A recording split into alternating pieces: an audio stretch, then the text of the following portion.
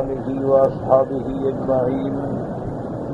اللهم صل على سيدنا محمد وعلى آل سيدنا محمد كما صليت على إبراهيم وعلى آل إبراهيم في العالمين إنك حميد مجيد.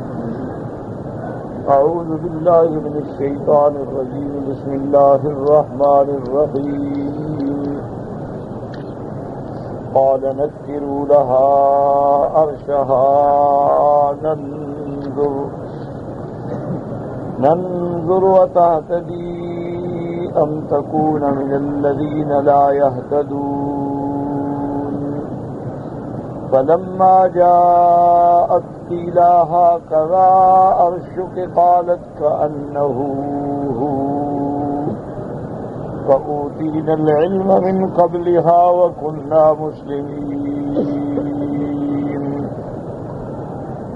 وصدها ما كانت تعبد من دون الله إنها كانت من قوم كافرين.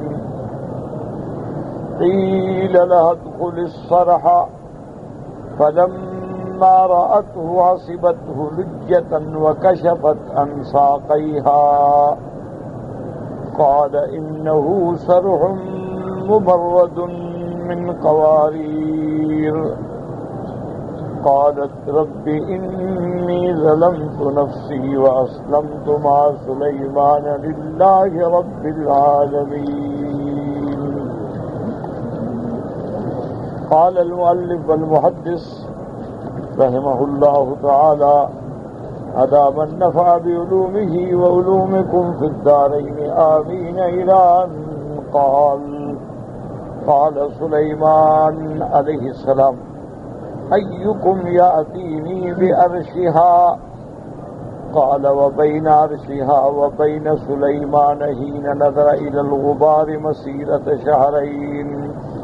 اب مفسر رحمۃ اللہ علیہ ان آیات مبارکہ کی تفسیر بیان فرماتے ہوئے اقوال ذکر فرما رہے ہیں کہ حضرت سلیمان علیہ السلام نے فرمایا تھا کہ ایکم یاتینی بعرشها، تو کہتے ہیں کہ اس کے تخت اور سلیمان علیہ السلام کے درمیان میں تقریباً 2 مہینے کا سفر تھا. یعنی چونکہ سبا جو ہے یہ یمن کا علاقہ ہے، اس کو سبا بھی کہتے ہیں، معارب بھی کہتے ہیں، صنعا سے قریب ہے. اور حضرت سلیمان علیہ السلام اس وقت شام میں تھے، بیت المقدس میں. تو تقریباً یہ سفر جو ہے مسیرت شہرین. اسی لیے قریش کے 2 سفر ہوتے تھے کہ وہ گرمیوں میں شام کی طرف جاتے تھے اور سردیوں میں یمن کی طرف جاتے تھے. تو مکے سے یمن کا سفر بھی 1 مہینے کا ہے اور مکے سے شام کا سفر بھی 1 مہینے. تو تقریباً یہ 2 مہینے کی مسافت ہے. یعنی اگر یہ سفر اونٹوں پہ قافلوں کی شکل میں کیا جائے. قال عفریت من الجن انا آتیک بہ قبل ان تقوم من مقامک قال وكان سليمان مجلسا فيه الناس وبراس میں يقوم. کہ سیدنا سلیمان علیہ السلام کا ایک وقت مقرر تھا کہ آپ تشریف لاتے تھے اور اپنے وزراء امراء مجلس میں بیٹھتے، جو معاملات ہوتے وہ سنتے. اور اس کے بعد تو اس نے جن نے کہا کہ جتنی دیر آپ مجلس میں بیٹھتے ہیں اتنی دیر میں لا سکتا ہوں.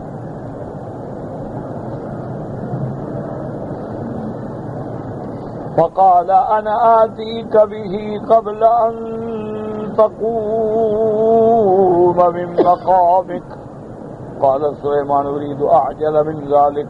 حضرت سلیمان نے فرمایا کہ میں اس سے بھی زیادہ چاہتا ہوں. کیونکہ اللہ تبارک و تعالیٰ نے جنات کو بھی بڑی قوت دی ہے. جیسے اللہ نے فرشتوں کو قوت عطا فرمائی ہے، ایسے اللہ نے جنات کو بھی قوت عطا فرمائی ہے کہ وہ بھی ایک تو اپنی شکل تبدیل کر لیتے ہیں اور ایک بڑی طویل مسافت جو ہے وہ تھوڑے وقت میں طے کر لیتے ہیں. تو بہرحال جن نے کہا کہ حضرت اتنی دیر میں، آپ نے فرمایا نہیں مجھے تو جلدی چاہیے. وقال الذي عنده علم من الكتاب انا انظر في كتاب ربي ثم آتيك به قبل ان يرتد کی طرف. قال بن سليمان ما قطع كلام سليمان بس ونبار شاب تحت قدم سليمان تحت كرسي قال سيد عليه يجده من السرير. اب جناب فرماتے ہیں کہ جس کو اللہ نے علم کتاب سے نوازا تھا اس نے عرض کیا کہ حضرت میں کتاب میں دیکھ کے اس کے بعد میں جتنی دیر میں انشاءاللہ اب نظر جھپکتے ہیں اتنی دیر میں عرش آ جائے گا۔ تو اب حضرت سلیمان علیہ السلام نے جب اپنی بات ختم کی اور اس طرف توجہ فرمائی تو دیکھا کہ عرش آ گیا ہے، اور وہ عرش جو ہے بالکل زمین کے نیچے سے جہاں حضرت سلیمان بیٹھے تھے، جہاں آپ کے نیچے کرسی تھی جس پہ قدم رکھ کے آپ تخت پہ بیٹھتے تھے وہیں سے برآمد ہو گیا۔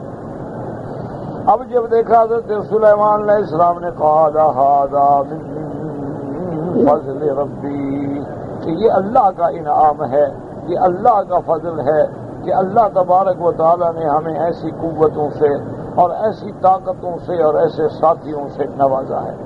قال نكروا لها عرشها ننظر أتهتدي أم تكون من الذين لا يهتدون۔ لما جاءت کی راہ عرش، آپ نے حکم فرمایا کہ اس کے تخت میں کچھ رد و بدل کر دو، کچھ شکل تبدیل کر دو، کہیں جواہر تبدیل کر دو، کہیں رنگ تبدیل کر دو، تاکہ ہم امتحان لیں وہ پہچانتی ہے کہ نہیں۔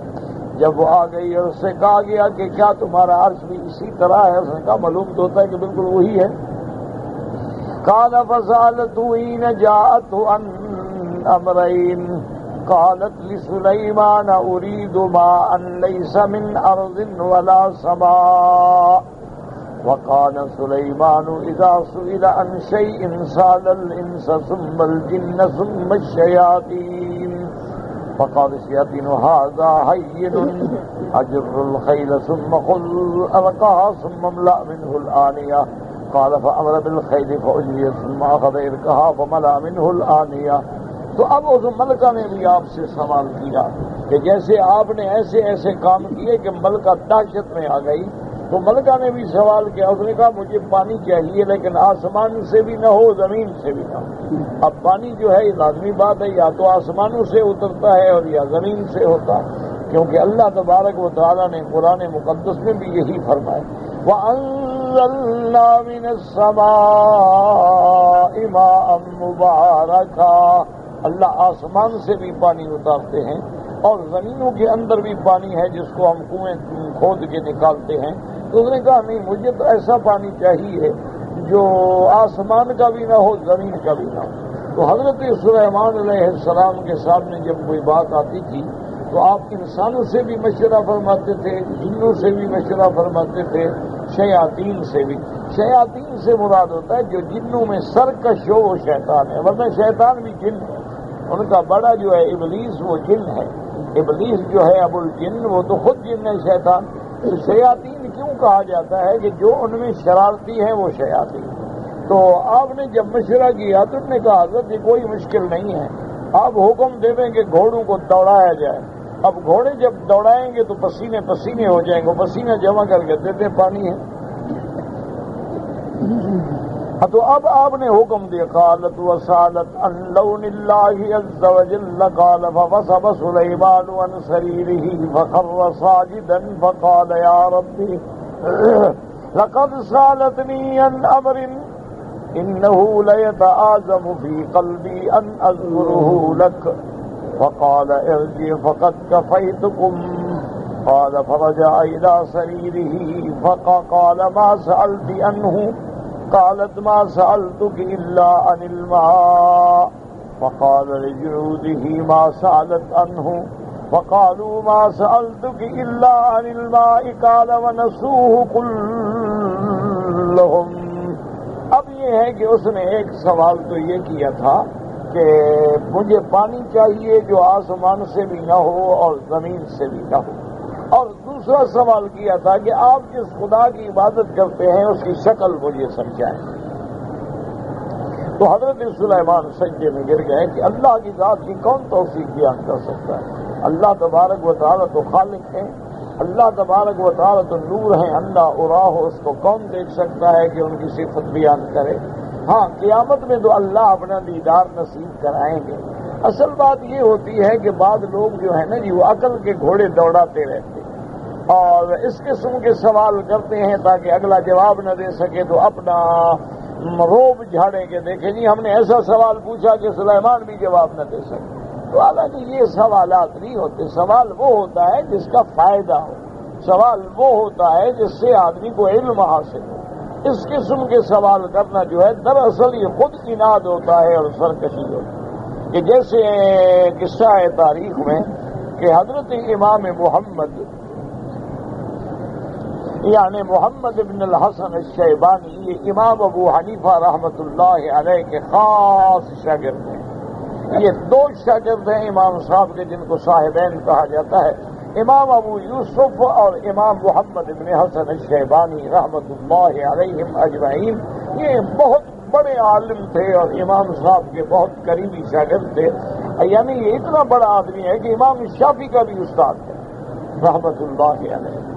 تو بادشاہ کے مجلس میں حضرت امام محمد کا بہت بڑا وقار تھا، عظمت تھی، بادشاہ بڑا احترام کرتے تھے، اور جو حاسدین ہوتے ہیں وہ جل گئے۔ انہوں نے کہا کمال ہے، یعنی ہماری اتنی عزت نہیں ہوتی اور امام محمد کا اتنا شان۔ تو یہ خدا کی شان ہے کہ ہر دور میں حاسد بھی پیدا ہوتے ہیں، ہر دور کے اندر جو ہے مبغضین، معاندین، حاقدین، حاسدین، مفسدین، ہر قسم کے لوگ پیدا ہوتے ہیں۔ تو ان لوگوں نے مشورہ کیا کہ ہم بادشاہ کے دل سے امام محمد کی عظمت کو کیسے ختم کریں، کوئی ایسا ہیلا کریں، وہ بہانہ کریں کہ امام محمد کی یہ شان نہ رہے۔ تو انہوں نے مشورہ کر کے کچھ سوالات مرتب کیے۔ انہوں نے کہا کہ بادشاہ سلامت، آپ امام محمد کو اتنا عزت دیتے ہیں، اتنا توقیر کرتے ہیں، وہ اتنا بڑا عالم تو نہیں ہے۔ کتابیں دیکھ کے تو ہر عالم جواب دے سکتا ہے، ہر موضوع پہ کتابیں موجود ہیں، آدمی مطالعہ کرے گا جواب دے دے گا۔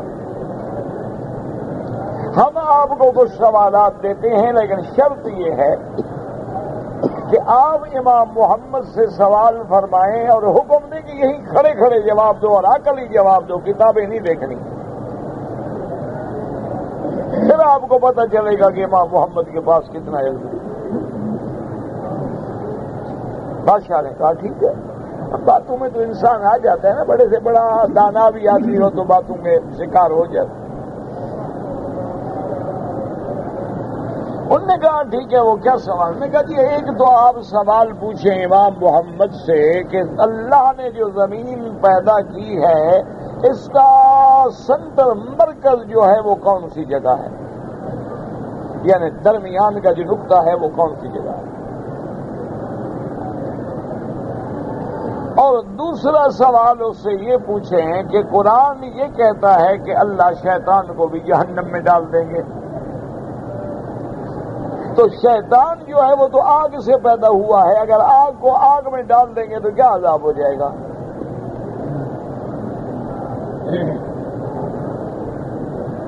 تو شیطان بھی آگ ہے، جہنم بھی آگ ہے، تو آپ نے آگ اٹھا کے آگ میں پھینک دی تو اس سے شیطان کا کیا بگڑ جائے گا، وہ تو خود آگ ہے۔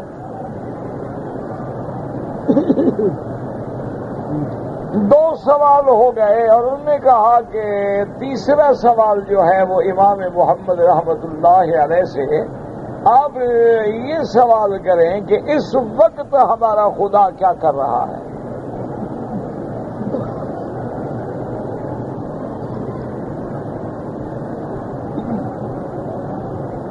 تو جب آپ یہ سوال کریں گے، لیکن شرط یہ کریں امام محمد سے کہ وہ اٹھ کے جواب دینے کے لیے نہ کہیں کہ میں کل دوں گا، کیونکہ پھر تو وہ کتابیں دیکھ کے جواب دے سکتے ہیں، اور کوئی بھی عالم وہ اپنی لائبریری میں جائے گا، کتابیں نکالے گا، مطالعہ کرے گا، جواب دے دے گا۔ علماء نے مسائل پہ بحث کی ہے۔ بادشاہ نے کہا کہ ٹھیک ہے۔ جب دربار لگ گیا اور امام محمد بھی تشریف لے آئے تو انہوں نے دیکھا کہ آج کچھ دربار کا رنگ بدلا ہوا ہے، کچھ بادشاہ کے انداز میں بھی وہ پہلے والا احترام نہیں ہے جو ہمیشہ کرتے تھے۔ السلام علیکم کیا، بیٹھ گئے۔ بادشاہ نے کہا کہ امام محمد ہم آپ سے کچھ سوالات کرنا چاہتے ہیں، لیکن ایک شرط ہے ہماری کہ جواب دینے کے لیے تم کتابوں کا مراجعہ نہیں کرو گے، ابھی ابھی عقل سے جواب دو۔ تو امام محمد رحمت اللہ علیہ نے فرمایا کہ بادشاہ سلامت، پہلے تو خیر یہ بات ہی غلط ہے، اللہ نے عالم سے اور بڑا عالم بنایا ہے، ہر عالم پہ ایک اور عالم ہے، اور یہ ضروری نہیں ہوتا ہے کہ ایک عالم کے پاس دنیا کے ہر سوال کا جواب موجود ہو۔ جیسے ایک بادشاہ کے پاس ہر چیز نہیں ہوتی، دوسرے بادشاہ کے پاس ہوتی ہے، لیکن بہرحال آپ پوچھیں انشاءاللہ میں جواب دوں گا۔ انہوں نے کہا ایک تو ہمیں یہ بتائیں کہ اللہ نے جو زمین پیدا فرمائی ہے، اب اس زمین کا مقام مرکز جو ہے، سینٹرل مقام جو ہے، یعنی وہ نقطہ مرکزی جہاں سے زمین کو جب بچھایا گیا تو اصل مرکز کہاں ہے؟ اب علمی جواب تو ہو سکتے تھے کہ کعبۃ اللہ جہاں ہے یہ مرکز ہے، لیکن بادشاہ کو تو عقلی جواب چاہیے تھا نا۔ تو امام محمد کے ہاتھ میں جو لکڑی تھی نا، سوٹی پکڑی ہوئی تھی ہاتھ میں، آپ نے وہ سوٹی وہیں رکھ دی، فرمایا جناب یہ جہاں میری سوٹی ہے نا یہی مرکزی مقام ہے۔ بادشاہ نے کہا دلیل کیا؟ انہوں نے کہا جی پیمائش کروا لیں آپ، اگر یہ نہ نکلے پھر مجھے سزا دیں۔ اب بادشاہ نے دیکھا خوشامدی مولویوں کی طرف، انہوں نے کہا تو پٹواری بنے نا، پہلے ساری زمین کی پیمائش کریں گے تو ساری زندگی پیمائش نہیں ہو سکتی۔ تو امام محمد نے تو ہمارے بھی میں کام ڈال دیا۔ انہوں نے کہا اچھا جی دوسرا سوال کریں، تو انہوں نے کہا کہ جناب شیطان آگ سے پیدا ہوا؟ انہوں نے کہا بالکل آگ سے پیدا ہوا، شیطان جن ہے۔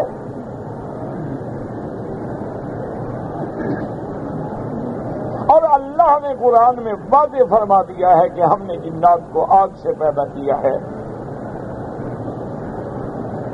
تو بادشاہ نے کہا کہ امام محمد اگر شیطان آگ ہے، آگ اصل ہے اس کا، آگ سے پیدا ہوا ہے، وَالْجَانَّ خَلَقْنَاهُ مِن قَبْلُ مِن نَارِ السُّمُومِ، تو آگ کو اگر آگ میں ڈال دیں گے تو کیا تکلیف ہوگی؟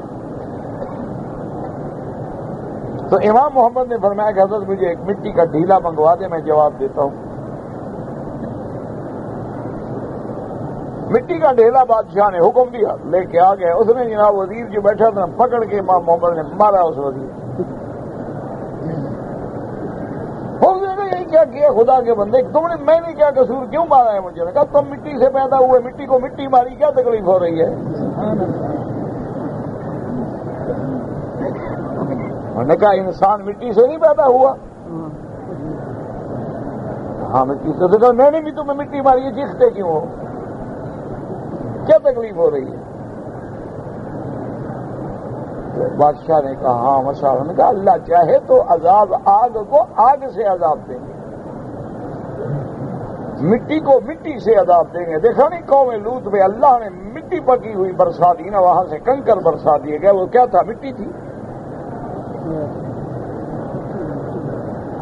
انہوں نے کہا بھی اب یہ مسئلہ بھی حل ہو گیا۔ انہوں نے کہا اچھا امام صاحب آپ مہربانی کریں اب یہ جواب دیں کہ اس وقت جو وقت میں ہم ہیں، اس دور میں، اس زمانے میں، اس ٹائم میں اللہ ہمارا کیا کر رہا ہے؟ کیونکہ اس کی شان ہے نا، کل یوم ہو ابھی شان۔ تو امام صاحب نے کہا، اس نے کہا بادشاہ سلامت یہ جواب میں ایسے نہیں دے سکتا، یہ خدا کے بارے میں سوال ہے۔ ابھی اب تک آپ نے سوال کیے تھے مخلوق کے بارے میں، یہ اللہ کے بارے میں سوال ہے۔ آپ کرسی سے اتر کے نیچے بیٹھے، میں آپ کی کرسی پہ بیٹھ کے جواب دوں گا۔ بادشاہ اتر کے بیٹھ گئے، امام صاحب نے کہا اللہ یہی کر رہا ہے کہ فقیر کو بادشاہ کی کرسی پہ بٹھا دیا، بادشاہ کو اتار دیا۔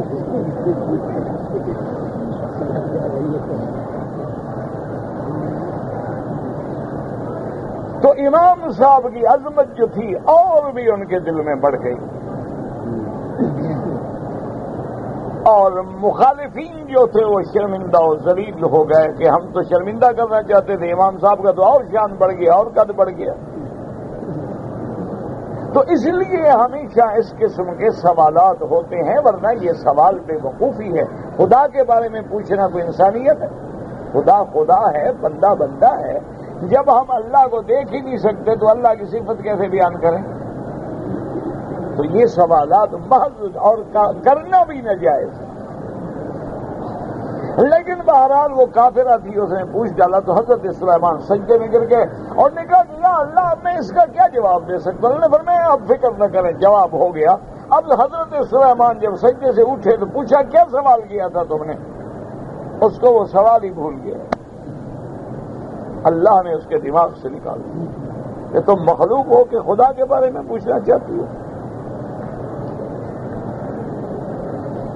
اب اس کے بعد جناب فرماتے ہیں قال وقالت الشیاطین ان سلیمان یرید اتخذها لنفسه فان اتخذها لنفسه ثم ولد بينما وبد لم ننفق من عبوديته قال فجعلوا سرحا مبردا من قوارير فيه السمك قال فقيل لا ادخل السرح فلما رأته حسبته لجة وكشفت من ساقيها فإذا هي شعراء فقال سليمان هذا كبير فما يذهبه قالوا يذهبه والموسى وقال موسى كبير قال وجعل الشياطين نورا قال ومن جعلته نورا ثم قال بسماء من حديث قلت بل هو منكر غريب جدا ولعله من وهامتان صبر الله ابن عباس والله اعلم۔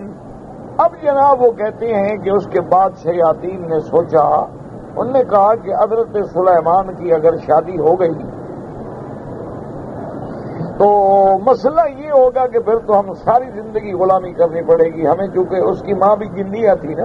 تو اگر یہ حضرت سلیمان سے شادی ہو جاتی ہے تو جنیہ کا اثر تو ہوگا، ہم تو پھر مزید غلام ہو گئے۔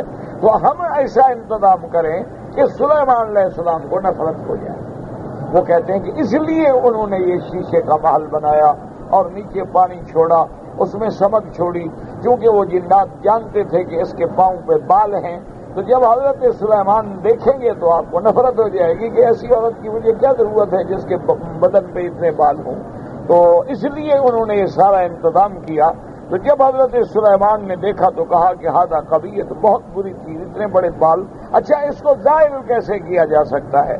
تو جنہوں نے کہا کہ جناب اس طرح سے، انہوں نے کہا نہیں اس طرح کے بعد بھی تو پھر بال اور سخت پیدا ہوتے ہیں، لہذا انہوں نے کہا ٹھیک ہے پھر ہم دوائی بناتے ہیں۔ تو سب سے پہلے انہوں نے یہ نورا جو ہے یعنی بالوں کو اڑانے کی دوائی جو تھی وہ ایجاد کی، لیکن یہ بالکل جھوٹ ہے۔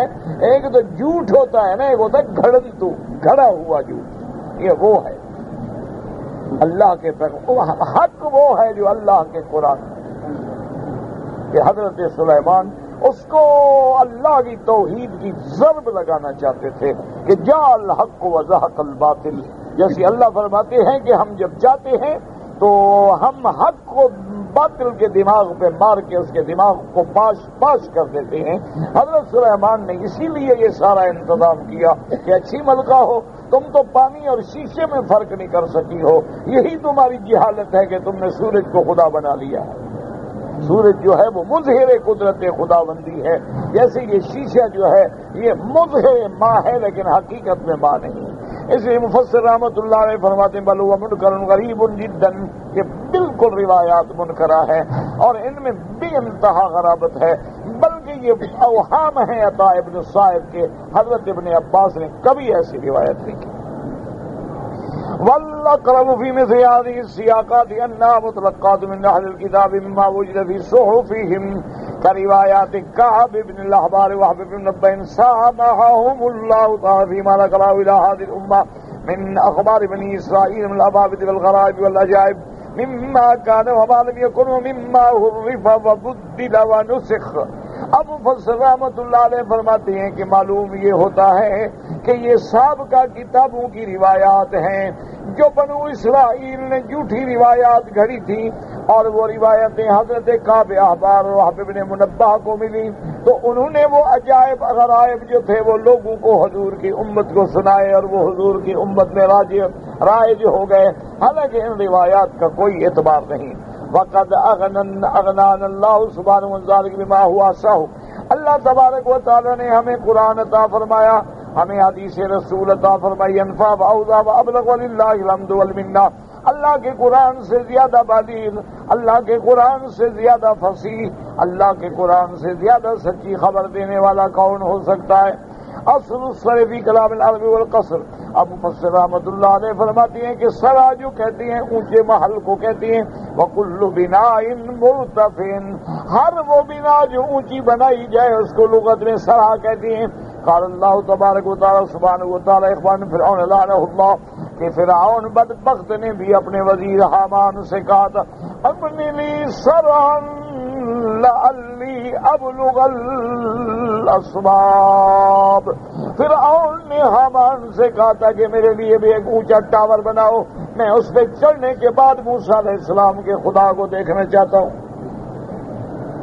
وَصَّرْهُ قَصْرٌ فِي الْيَمَنِ عَالِيَ الْبِنَاءِ، اور سرا کہتے ہیں یمن کے علاقے کے اندر محل، والممرد والمبنی بناء محکما املس، سرهم ممرد، ممرد کا معنی بالکل صاف ہو، بالکل جس میں کوئی ٹیڑھا پن کوئی کجی نہ ہو، من قواریر، قواریر کہتے ہیں شیشہ، وتبعید البناء تملیسہ، ومارد حسن بدومت الجندل، دومت الجندل کے علاقے میں بھی ایک محل ہے جس کا نام مارد ہے۔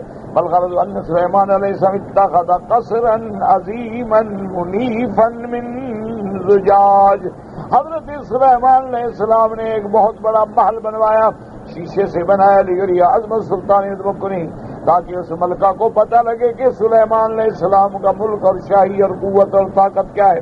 فلما رأت ما آتاه اللہ وجلت معه في الرسل في امر قادم لله تبارک تعالی وعرفت انه نبی کریم وملک عظیم، اس لیے جب ملکہ نے آ کے آپ کی شان دیکھی، شوکت دیکھی، عظمت دیکھی، طاقت دیکھی، تو وہ پہچان گئی، وہ سمجھ گئی کہ یہ اللہ کا نبی بھی ہے، بادشاہ بھی ہے۔ وَأَسْلَمَتْ لِلَّهِ عَزَّ وَجَلَّ، اور اس کے بعد وہ مسلمان ہو گئی۔ وَقَالَتْ رَبِّ إِنِّي ظَلَمْتُ نَفْسِي وَأَسْلَمْتُ مَعَ سُلَيْمَانَ لِلَّهِ رَبِّ الْعَالَمِينَ إِنِّي ظَلَمْتُ نَفْسِي بِمَا صَرَفَ مِنْ كُفْرِهَا وَشِرْكِهَا، میرا اللہ میں نے جو کفر کیا، میں نے جو شرک کیا ہے، میں نے جو سورج کی پوجا کی، میں نے اپنے جان پہ خود ظلم کیا ہے کہ میں نے اپنے رب حقیقی کو چھوڑ کے مخلوقات کو خدا بنا لیا۔ وَأَسْلَمْتُ مَعَ سُلَيْمَانَ، اور میرا اللہ میں اب اسلام لاتی ہوں، حضرت سلیمان کی رسالت کا اقرار کرتی ہوں اور آپ کی توحید کا اعتراف کرتی ہوں۔ ای مطابق دین سلیمان فی عبادت اللہ وحدہ لا شریک لہ الذی خلق کل شیء فقدرہ تقدیرا، اب میں اس پروردگار پہ ایمان لاتی ہوں جس نے سب کو پیدا کیا ہے۔ اس لیے اللہ فرماتی ہیں لا تسجدوا للشمس ولا للقمر واسجدوا للہ الذی خلقہن، کیسی سورج چاند کو سجدہ نہ کرو، سجدہ اس ذات کو کرو جس نے سورج چاند کو پیدا کیا ہے۔ ان کنتم ایاہ تعبدون، پھر اللہ نے پیدا صرف نہیں کیا بلکہ پیدا کرنے کے بعد ٹھیک اندازے پہ پیدا کیا، سورج پیدا کیا تو انداز پہ، چاند پیدا کیا تو انداز پہ، پھر ان کے سیر مقرر کی، فرمایا والقمر قدرناہ منازل حتی عاد کالعرجون القدیم للشمس ينبغي لها ان تدرك القمر ولا الليل سابق النهار وكل في فلك يسبحون۔ اللہ نے فرمایا پھر میں نے چاند کے لیے بھی منازل مقرر کر دی ہے، وہ 28 دن میں اپنا دورہ پورا کر لیتا ہے، پھر ڈوب جاتا ہے، یا مہینہ 29 کا ہوگا یا 30 کا ہوگا، اور سورج جو ہے وہ 360 دنوں میں اپنا دورہ مکمل کرتا ہے، اور ہر چیز اپنے مدار میں، ہر چیز اپنے مدار اپنے فلک میں تیر رہی ہے۔ مجال ہے کہ ان کی رفتار میں فرق آئے، مجال ہے کہ ان کے طلوع و غروب میں فرق آئے، مجال ہے اس کے اندر کوئی تقدم تاخر ہو جائے۔ آپ دیکھیں کہ کیسے چاند پیدا ہوتا ہے، پھر ہلال بنتا ہے، اس کے بعد دیکھیں ایسا ایسا قمر بنتا ہے، پھر 14ویں کی رات میں آ کے بدر کامل بنتا ہے، بدر کامل کے بعد پھر گھٹنا شروع ہوتا ہے، ایسے بچ جاتا ہے جیسے ایک کھجور کی کوئی گڑی باقی رہ گئی ہو۔ للشمس ينبغي لها ان تدرك القمر ولا الليل سابق النہار وکل فی فلک یسبحون. اور ایک وقت ایسا آ جائے گا اذا الشمس کورت واذا النجوم انکدرت. اللہ فرماتے ہیں کہ جب ہم سورج کو بے نور کر دیں گے، اور کہیں فرمائے اذا السماء انفطرت، اور کہیں فرماتے ہیں کہ جب آسمان پھٹ جائیں گے اور جب تارے گر جائیں گے، جب سورج چاند بے نور ہو کے اللہ حکم دیں گے کہ ان کو سمندر میں جہنم میں ڈال دو، تو اللہ تبارک و تعالیٰ کی قدرت ہے. تو اب اس نے پہچان لیا اور حضرت سلیمان علیہ السلام کے ساتھ کلمہ پڑھ کے اسلام لے آئی. جو قرآن میں ہے، جو حدیث میں ہے، وہ حق ہے. ان کے علاوہ جتنے روایات اسرائیلیہ ہیں وہ زکلیات ہیں، جھوٹ ہیں، جو یہودیوں نے اللہ کے انبیاء کی شان میں گستاخی کرنے کے لیے کھڑے ہیں. اللہ ہمیں بچائے.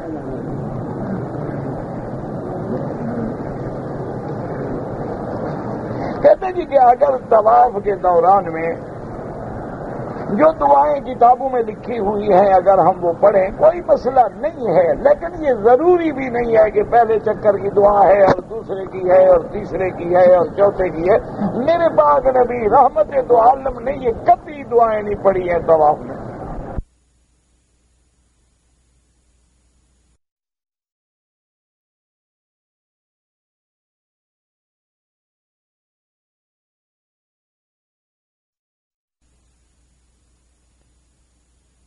میں پڑھا ہے سبحان اللہ والحمدللہ لا الہ الا اللہ واللہ اکبر ولا حول ولا قوت الا باللہ العلی العظیم اللہم انی اسألک العفو والعافیہ ربنا آتنا فی الدنیا حسنہ.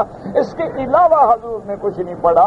وجہ کیا ہے کہ رحمت دو جہاں نے اپنی امت کے غریبوں پہ جاہلوں پہ شفقت فرمائی کہ میری امت کے جاہل آئیں گے، اگر یہ دعائیں پڑھنا ضروری ہو گیا کون دعائیں پڑھے گا؟ ان کو تو آئیں گی بھی نہیں دعائیں.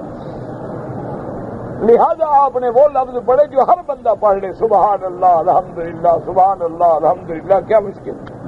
یہ تو علماء نے بعد میں کتابیں لکھی ہیں کہ لوگ کس سے کہانیاں نہ کرتے رہیں، اس سے تو بہتر ہے کہ دعائیں پڑھتے رہیں. ورنہ یہ دعائیں پڑھنا نہ ضروری ہے نہ کتابیں اٹھانا ضروری ہے.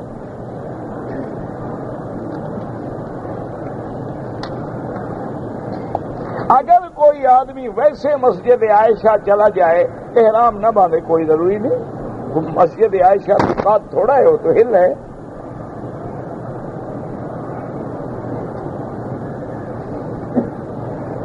میں بیمار ہوں، اللہ ہر بیمار پہ رحم فرما. اللہم اشفنا واشف مرضانا ومرضى من اوصانا واستوصانا ومرضى المسلمین.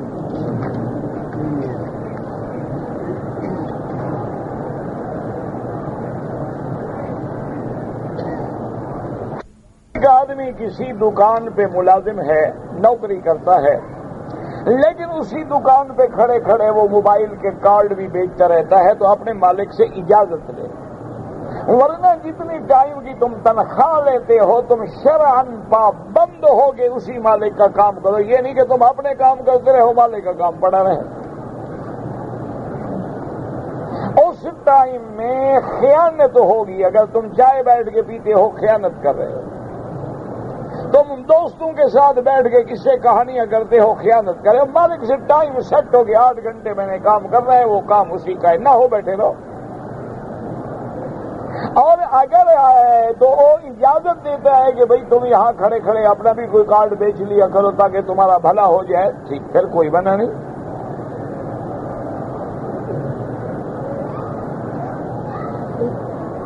اگر کوئی آدمی نماز جنازہ کی دوسری تکبیر میں یا تیسری تکبیر میں شامل ہو جائے، مثلا اب 2 تکبیریں باقی رہ گئی، تو جب امام سلام پھیر دے آپ جلدی سے تکبیریں پوری کر لیں. اللہ اکبر السلام علیکم ورحمۃ اللہ. داڑھی نہ رکھنے والا آدمی جو ہے وہ فاسق و فاجر ہو جاتا ہے. رکھی جائے نہ رکھی جائے کوئی گھر کی بات ہے. اگر نبی کا کلمہ پڑھنا ہے تو نبی کی شکل بھی بناؤ. شکل انگریز کی، کلمہ محمد مصطفیٰ کا، یہ کیا بات ہوئی؟ بھئی اللہ اللہ کے نبی کی صرف حضور کی سنت نہیں بلکہ سنت الانبیاء والمرسلین ہے. حضرت آدم سے لے کر حضرت محمد تک کوئی پیغمبر بغیر داڑھی کے نہیں، کوئی صحابی بغیر داڑھی کے نہیں ہے، کوئی اللہ کا ولی بغیر داڑھی کے نہیں. داڑھی تو واجب ہے. ایک دفعہ منڈا ہوگے تو صغیرہ ہے، دوبارہ منڈا ہوگے تو گناہ کبیرہ ہے اور اس کا مرتکب جو ہے فاسق ہے، اور بار بار منڈانے سے وہ فاجر ہے. پردہ بالکل فرض ہے. اللہ کے قرآن میں ہے، اللہ نے جب حکم دیا ہے کہ یا ایھا النبی قل لازواجک وبناتک ونساء المؤمنین یدنین علیہن من جلابیبہن، تو اللہ کے قرآن کا حکم ہے. نہ اگر یہ فرض واجب میں رہو گے یا کوئی خدا کے حکم کی تعمیل بھی کرو گے، یعنی فرض ہو تو پڑھو گے، سنت ہو نہیں پڑھو گے. فرض ہو تو پڑھو گے، اگر وتر واجب ہے تو وہ نہیں پڑھو گے.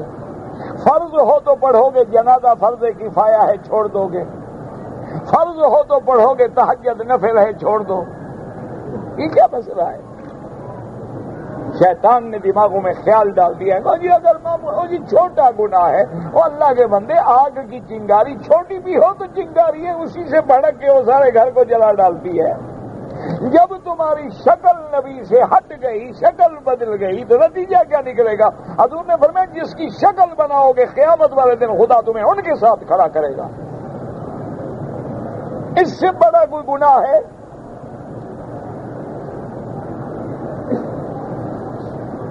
کہ داڑھی والے انبیاء اور صدیقین، صالحین، شہداء، اولیاء کے ساتھ کھڑے ہوں اور ہم کس کے ساتھ کھڑے ہوں؟ تم نے مذاق سمجھا ہوا ہے، رکھ لی تو رکھ لی، نہ رکھی تو نہ رکھی، چھوٹی رکھ لی، چھوٹی رکھ لی، فرنچ کٹ رکھ لی، فرنچ کٹ رکھ لی. یہ کیا ہے؟ اس سے بہتر ہے کہ دین اسلام کو بدنام نہ کرو، کہو ہمارا کوئی تعلق نہیں محمد مصطفیٰ سے.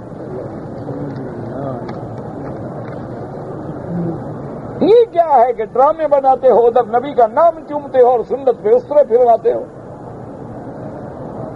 نبی کی 12 ربیع الاول کے لیے تم کروڑوں کی بجلیاں جلاتے ہو، اور جو سنت ساری زندگی محمد کے چہرے پہ رکھی ہے اس کو اس طرح پھیر کے گندی نالیوں میں پھینکتے ہو اور دعویٰ کرتے ہو کہ ہم عاشق کے رسول ہیں.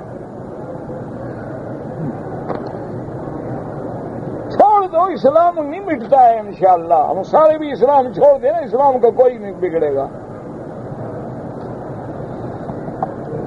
یا مسلمان بنو یا انگریز بنو، یہ کیا یاد آتی تیرا آدھا بٹیر؟ نہ ادھر کے رہے نہ ادھر کے رہے، نہ انگریز راضی نہ خدا راضی، نہ خدا ملا نہ وصال صنم، نہ ادھر کے رہے نہ ادھر کے رہے. سیدھی بات کرو، یا اسلام کلمہ محمد مصطفیٰ کا ہے تو عاشق تو وہ ہوتے ہیں، ان کو تو مدینے کی مٹی سے پیار ہوتا ہے، تمہیں محمد مصطفیٰ کی داڑھی سے بھی پیار نہیں ہے. ادھر تو لوگوں کو کس سے سناتے ہو گے جی کتا آ رہا تھا تو مجنوں نے اٹھا کے کتے کو چومنا شروع کر دیا، اور لوگوں نے پوچھا پاگل ہو گئے، اس نے کہا کہ نہیں میں پاگل نہیں ہو گیا ہوں، در کوئے لیلا رفتہ بود، یہ میری لیلا کی گلی میں آتا جاتا رہتا ہے، میں اس لیے چوم رہا ہوں. وہ کتے کو چوم رہا ہے تو محمد کی شکل بگاڑ رہے اور پھر مسئلے پوچھتے ہو کہ داڑھی واجب ہے کہ سنت ہے. پوچھتے ہوئے شرم بھی نہیں آتی، غیرت بھی نہیں آتی، حیا بھی نہیں آتا.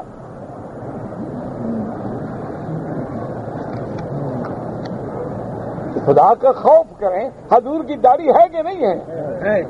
تو تمہیں اگر حضور محبوب ہے تو محبوب کی شکل بناؤ. محبوب کی شکل سے تمہیں نفرت ہے اور دعوے کرتے ہو کہ ہم مسلمان ہیں. بیوی کو راضی کرنا چاہتے ہو، محمد مصطفیٰ کو ناراض کرنا چاہتے ہو. ایک بہت بڑے مورخ تھے، انہوں نے کتاب لکھی تھی دین اسلام کے بارے میں. ایک پٹھان نے پڑھی کتاب، بیچارے نے. پٹھان آدمی ہوتے ہیں، شوق ہوتا ہے جدھر لگ گیا. وہ بیچارہ افغانستان سے پیدل چلا اور ہندوستان پہنچ گیا کہ میں اس بزرگ کی زیارت کروں جس نے ایسی کتاب لکھی ہے. وہاں پوچھتے گیا، انہوں نے کہا کہ ساتھ ہی دکان ہے حجام کا، وہاں وہ حجامت بنانے گئے ہیں. وہاں گئے تو دیکھا، لوگوں سے پوچھا کہ کون بھلا آدمی، انہوں نے کہا یہی تو ہے جو بیٹھا داڑھی منڈوا رہا ہے. تو اس نے کہا لا حول ولا، میں اتنا عرصہ پیدل چل کے 2 مہینے میں پہنچا ہوں اور یہ خدا کا بندہ ریش میں تراشی، خود تم داڑھی مڈا رہے ہو. وہ بھی شاعر تھا، اس نے کہا ریش میں تراشم دل کا سیرا نہ میں تراشم، میں اپنی داڑھی مڈوا رہا ہوں، کسی کا دل نہیں کاٹ رہا ہوں. اور نے کہا تو دل محمد راہ میں تراشی بدبخت. نے کہا تم کہتے ہو میں دل نہیں چیر رہا ہوں، تم محمد مدنی کا دل کاٹ رہے ہو. اس نے نئی کو کہا ہاتھ روک دو، میری توبہ ہے، بس یہی رہنے دو داڑھی، بس ختم ہو گئی بات، آج کے بعد داڑھی کو ہاتھ نہیں لگاؤں گا. خدا کے بندے، تم نے یہ مذاق سمجھی ہوئی ہے؟ ایک آدمی فوج میں جاتا ہے، یہ بری فوج ہے، یہ بحری فوج ہے، یہ آپ کی ایئر فورس ہے، ہر فورس کی الگ وردی ہے. تم نے محمد کا دین اپنایا ہے، دین محمد کی وردی نہیں پہنو گے؟ خدا کا خوف کریں. ہائے کھڑے ہیں ماشاءاللہ، ملتزم پہ رگڑے لگ رہے ہیں، حجر اسود کے بوسے پہ مر کے بوسہ دے رہا ہے. محمد مصطفیٰ کی سنت کا خیال نہیں، حجر اسود کا بوسہ دیا میں ثواب ہے داڑھی رکھنے سے.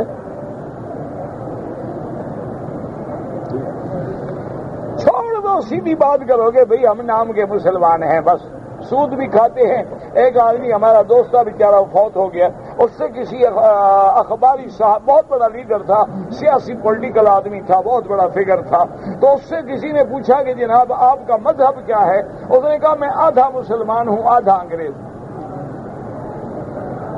اس نے کہا جناب یہ مذہب تو ہم نے پہلی دفعہ سنا ہے. اس نے کہا یہ شراب پیتا ہوں، سور نہیں کھاتا ہوں. انہوں نے کہا آدھی ہو گئی نا بات، شراب تو میں بھی پیتا ہوں لیکن خنزیر نہیں کھاتا، سور نہیں کھاتا، لہذا آدھا مسلمان آدھا کافر ہوں.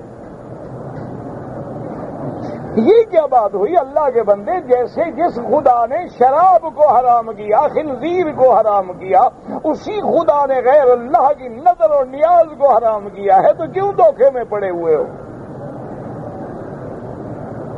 اپنے آپ کو بالکل دھوکہ نہ دو. اسی لیے قرآن کہتے ہیں یا ایھا الذین آمنوا ادخلوا فی السلم کافہ، کہ داخل ہونا ہے تو اسلام میں پورے کے پورے داخل ہو جاؤ. یہ نہیں کہ افتؤمنون ببعض الکتاب وتکفرون ببعض، کہ جس کو چاہا مان لیا، جس کو چاہا نہ مانا. درود شریف پڑھنا مانتے ہیں، داڑھی رکھنا نہیں مانتے. نفل پڑھنا مانتے ہیں، تہجد مانتے ہیں، حضور کی داڑھی پہ مسئلے پوچھتے ہیں. اور کسی عالم سے، مفتی سے، میں تو مفتی نہیں ہوں نہ میں عالم ہوں، ایک طالب العلم ہوں، کسی مفتی سے پوچھ لینا کہ اگر کوئی بندہ مثلا صبح جائیں آپ اس کو ملنے کے لیے اور کہیں کہ آپ نے حضرت میرے ساتھ جانا ہے، وہ کہے یار ذرا بیٹھ جاؤ، میں نے شیو نہیں کیا، ذرا بڑا برے لگ رہے ہیں بال، تو وہ کافر ہو جاتا ہے، بیوی نکاح سے نکل جاتی ہے، اندر زنا کرتا ہے وہ ساری کہ تمہیں داڑھی بری لگ رہی ہے، کہ شیو کے بغیر تم گھر سے باہر نہیں نکلتے ہو، مانا یہ ہے کہ برا لگتا ہے نا تمہیں بال.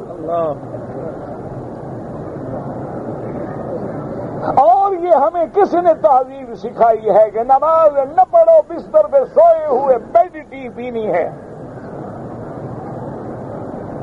یہ پتہ نہیں بیڈ ٹی ہے یا بیڈ ٹی ہے، اللہ عالم، انگریزی پڑھے لکھے لوگ جانتے ہوں گے. نماز نہ پڑھو، جاتی ہے جانے دو، لیکن بیٹی پینی ہے. پھر بعد میں جاؤ، وہاں بیٹھ کے کتابیں بھی پڑھو، شیو کر کے باہر نکلو تاکہ تمہارے بال نکلے ہوئے کوئی نہ دیکھے، بری چیز ہے. شیو کے بغیر باہر نہ جاؤ، بن سنور کے جانا ہے. مانا اگر بال نکلے ہوئے ہیں تو دوست بھی کہتے ہیں یار کیا ہو گیا، 2 دن سے تم نے شیو نہیں کیا، بڑے عجیب لگ رہے ہو.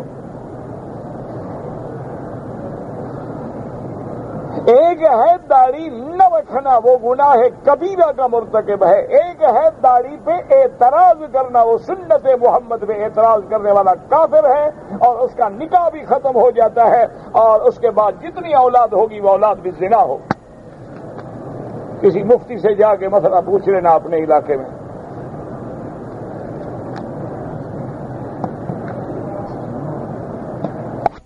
جانا ہے سفر کا وقت مجھے کون سا موزون رہے گا؟ سرکار دو عالم ہمیشہ صبح کو سفر شروع کرتے تھے، باقی تمہاری مرضی ہے، حالات ہیں۔ مدینہ منورہ میں اللہ موقع دے تو 40 نمازیں پڑھنے کی بڑی فضیلت ہے، اور اللہ برات فرماتے ہیں نفاق سے، لیکن نہ پڑھ سکو تو اس میں عمرے میں کوئی خلل نہیں ہوتا۔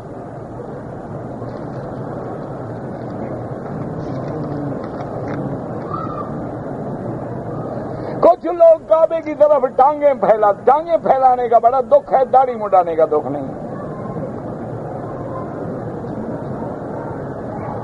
اللہ کے بندے، بعض ملکوں میں ٹانگیں پھیلانا عیب نہیں ہے۔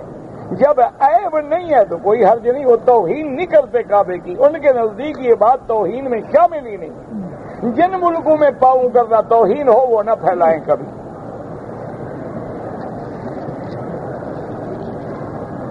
جس کے لیے بھی آپ عمرہ کریں گے انشاءاللہ ثواب دیں گے۔ آپ کرسی پہ بیٹھ کے تقریر کیا کریں، تم نیچے تو بیٹھنا برداشت کرو، کرسی پہ بھی بیٹھ جائیں گے انشاءاللہ۔ کرسی پہ بھائی علماء بیٹھتے ہیں، میں ایک طالب العلم ہوں، میں یہاں نیچے ٹھیک ہے۔ اگر بیلٹ باندھی ہوئی ہو کوئی حرج نہیں۔ سلا ہوا کا معنی یہ ہے کہ احرام کی حالت میں قمیض نہ پہنو، کوٹ نہ پہنو۔ اگر چادر میں سلائی ہے کوئی حرج نہیں، یعنی وہ کپڑا جو بدن پہ سلا ہوا ہے وہ پہننا منع ہے۔ یہ معنی نہیں کہ کپڑے میں بھی سلائی نہ ہو، جوتے میں بھی سلائی نہ ہو، بیلٹ میں بھی سلائی نہ ہو۔ یہ تو وہی ہوا شیعہ والا کہ بھی بس کی بھی چھت نہ ہو، اوپر احرام جو ہے بغیر سر کو ننگا رکھنا ہے نا۔ جب دھوپ لگتی ہے پھر خیمے میں بیٹھے ہوتے ہیں، مسئلے سارے بھول جاتے ہیں۔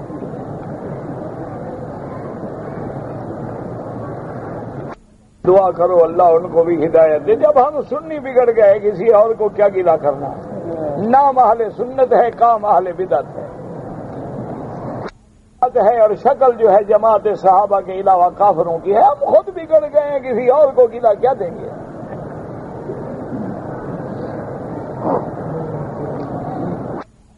ناپاک ہے یعنی ایام حیض ہیں، حرم میں داخل نہیں ہو سکتی، باہر بیٹھ کے دیکھ سکتی ہے۔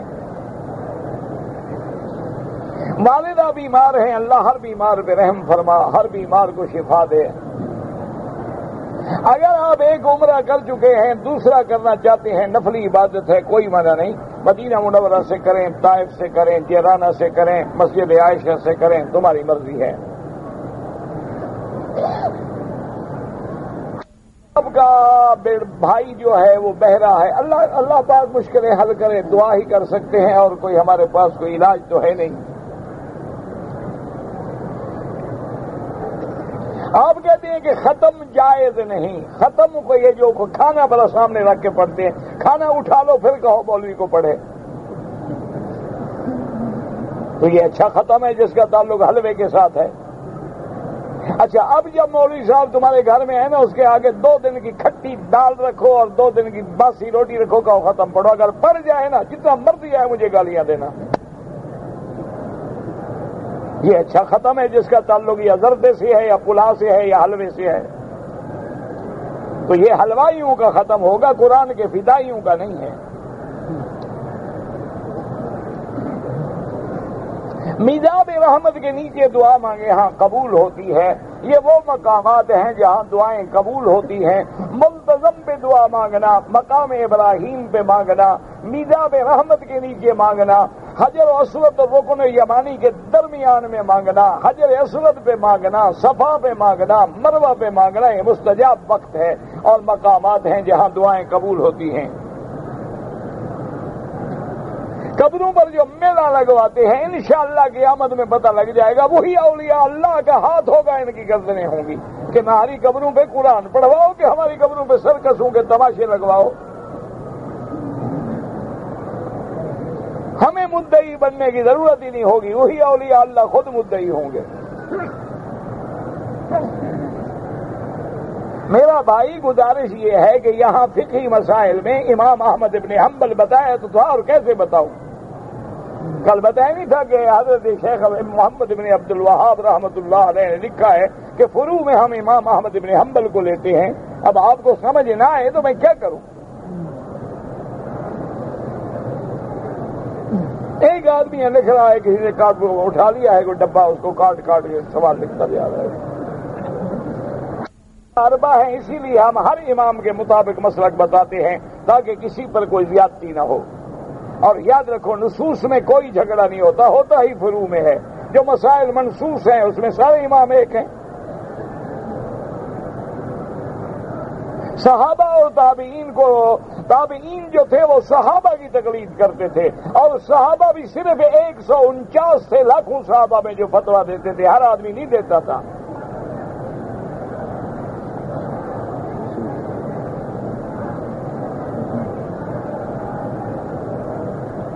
اگر کوئی کہے کہ میں محمد مصطفیٰ کی بات کو نہیں مانتا، ٹھیک ہے، کفر ہے۔ اماموں کی بات کو، امام اپنی بات کہہ رہا ہے یا محمد مصطفیٰ کی بات کہہ رہا ہے؟ اب تم نماز محمد مصطفیٰ کے پیچھے پڑھتے ہو یا امام کے پیچھے پڑھتے ہو؟ تم کہو میں امام کے پیچھے نہیں پڑھتا تو کیا مانا کیا نکلے گا؟ ایسی باتیں کر کے بلا وجہ لوگوں کے دماغوں کو، صاف بات ہے کہ جو عامی ہے اس کو مسئلہ پوچھنا ہوگا۔ یہ اللہ کے قرآن کا حکم ہے کہ فاسألوا اہل الذکر ان کنتم لا تعلمون۔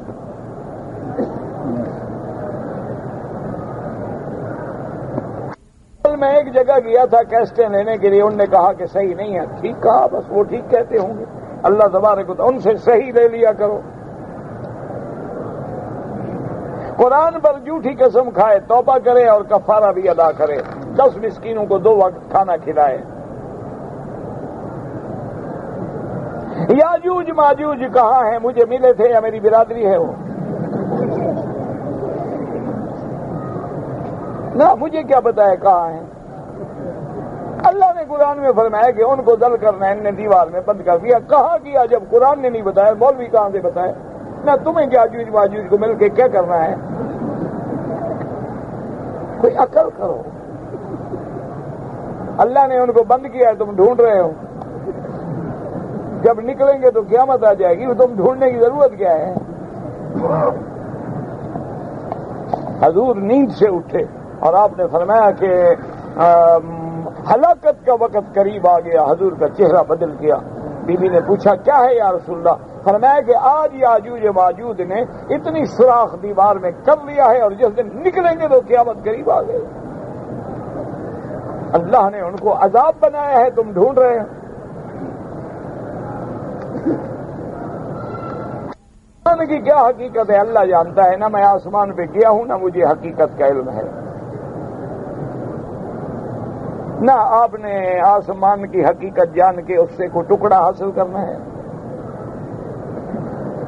یہی ہوتے ہیں نا جاہل جو سوال کا۔ اللہ نے کہا آسمانے ہیں، بس ٹھیک ہے، اس کی حقیقت کیا ہے خدا جانے۔ 7 آسمانے کس سے بنائے اللہ عالم۔ والسماء بنيناها بأيد وإنا لموسعون۔ ہمیں حکم نہیں دیا خدا نے نہ رسول نے کہ آسمان ڈھونڈو کس چیز سے بنے ہوئے ہیں۔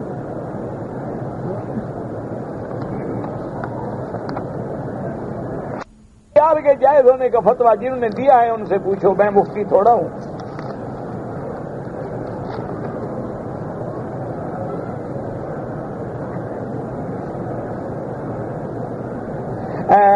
بہرحال عورت ایسے کپڑا لٹکائے کہ چہرے کو نہ لگے اور پردہ بھی قائم رہے۔ باقی اجتباء پہلے 3 چکروں میں ہوتا ہے کہ دایا کندھا بھی نکالو اور رمل بھی کرو۔ نہ کر سکو کوئی بات نہیں، کوئی مسئلہ فرض واجب نہیں۔ مطاف میں علماء ہر وقت ہوتے ہیں، بتاتے رہتے ہیں بیچارے، اور کیا کریں۔ صفا کے دوران میں احرام کے ساتھ صفا ہوتی ہے، بغیر احرام کے تو صفا نہیں ہوتی، وہ تو حج کی ہوتی ہے بغیر احرام کے، کہ ہمارا احرام مینا کھل جاتا ہے، پھر آتے ہیں ہم طواف زیارت کرنے کے لیے اور صفا دوڑنے کے لیے۔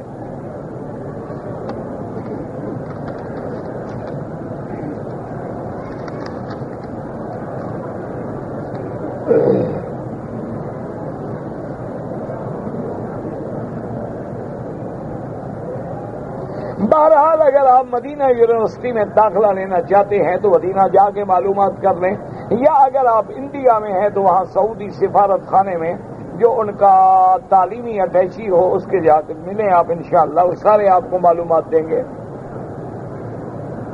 پورا مکہ جو ہے یہ حرم میں ہے، پورا شہر جو ہے وہ حرم میں ہے، جہاں بھی نماز پڑھو 1 کا لاکھ ملتا ہے۔ اگر ایک آدمی نے پہلے وضو کیا پھر غسل کیا تو دوبارہ وضو کی ضرورت ہی نہیں، وضو بھی ہو گیا غسل بھی ہو گیا۔ بہرحال اگر آپ نے کنکریاں مارنے کے بعد قربانی کر لی اور ایک دوسرے کے بال ساتھیوں کے کاٹ لیے، اپنے نہیں کاٹے تھے پہلے اس کے کاٹ لیے، کوئی حرج نہیں ہے۔ غذا الملکات کس دوا کا نام ہے؟ میں کوئی حکیم ہوں، ڈاکٹر ہوں، طبیب ہوں؟ اب کیا کرے آدمی؟ ان کے سارے علاج میں نہیں کرنے ہیں، ایک مفت کا آدمی ہاتھ آ گیا ہے، مکھی جو ہے اس کی غذا ہوتی ہے۔ کیا کرے آدمی؟ جی جواب نہ دو عذاب، جواب دو عذاب۔ رکن یمانی کو داہنے ہاتھ سے ایسے بسم اللہ اللہ اکبر۔ جو یہاں سبیل تقسیم ہوتی ہے، غریب ہے تو کھا لیا کریں، امیر ہے تو نہ کھایا کریں۔ اموات جو ہیں وہ سنتے ہیں، اللہ چاہے تو سنا دیں، اللہ چاہے تو نہ سنانے دیں۔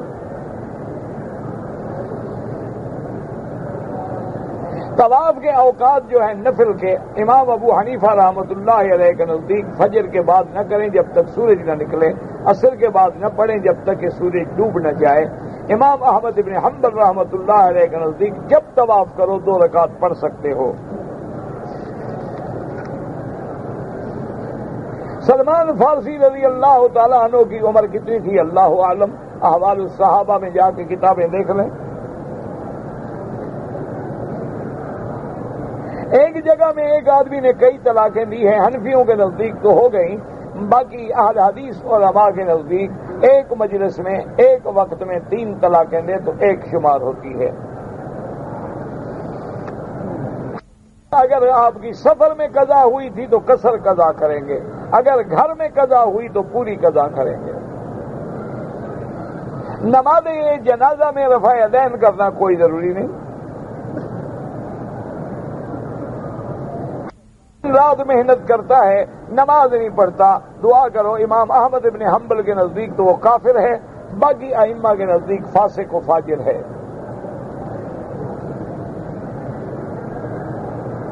میں نے اپنے بیٹے کا نام پتہ نہیں کہ سدیس رکھا ہے، کیا معنی ہے مجھے تو پتہ نہیں ہے، یہ تو قبیلہ ہے۔ نام تو ان کا امام حرم کا شیخ عبد الرحمان ہے۔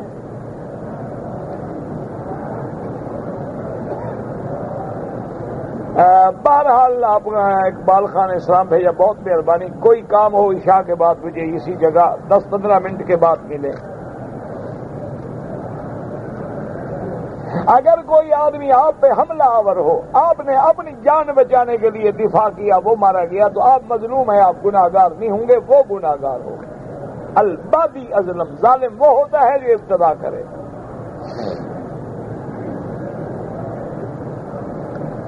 اگر ایک آدمی نے طلاق نہیں دی ہے لیکن کورٹ فیصلہ کر دے طلاق کا، اگر کورٹ اسلامی ہے تو قابل اعتبار ہے، اگر کورٹ کا قانون لاڈ نکالے والا ہے تو وہ واقع نہیں ہوتی طلاق۔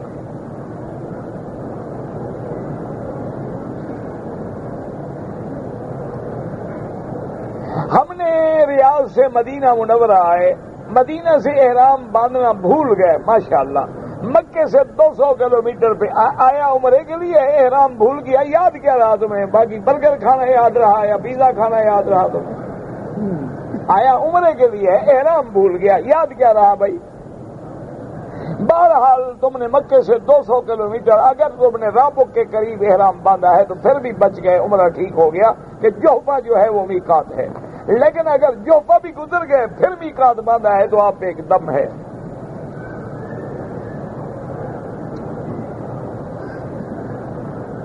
بہرحال اگر آپ نے عمرہ کر لیا تھا اشہر حج میں تو حج تمتع ہوتا ہے، وہ تمہارے ہاتھ میں نہیں کہ مفرد ہو جائے۔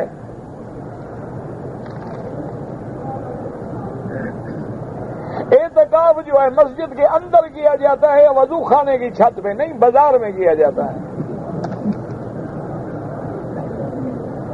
اعتکاف ہوتا ہی مسجد میں ہے، یہ کو مسئلہ ہے پوچھنے کا؟ بلا انا للہ و انا الیہ راجعون۔ لا حول ولا قوت الا باللہ العلی العظیم۔ ہماری بیویوں کا ماں باپ کا خدمت کتنا ضروری ہے، جتنا تم نے ماں باپ کا کیا ہے وہ بھی اتنا کرے گی۔ تم ماں باپ کی خدمت کرو گے تمہاری بیوی کو اس کا باپ بھی کرے گا. جب تم ماں باپ کے نافرمان ہو تو بیوی کیوں کرے گی؟ یہ تو تم نے خدمت کرنا ہے. جب تم خدمت کرو گے بیوی بھی کرے گی.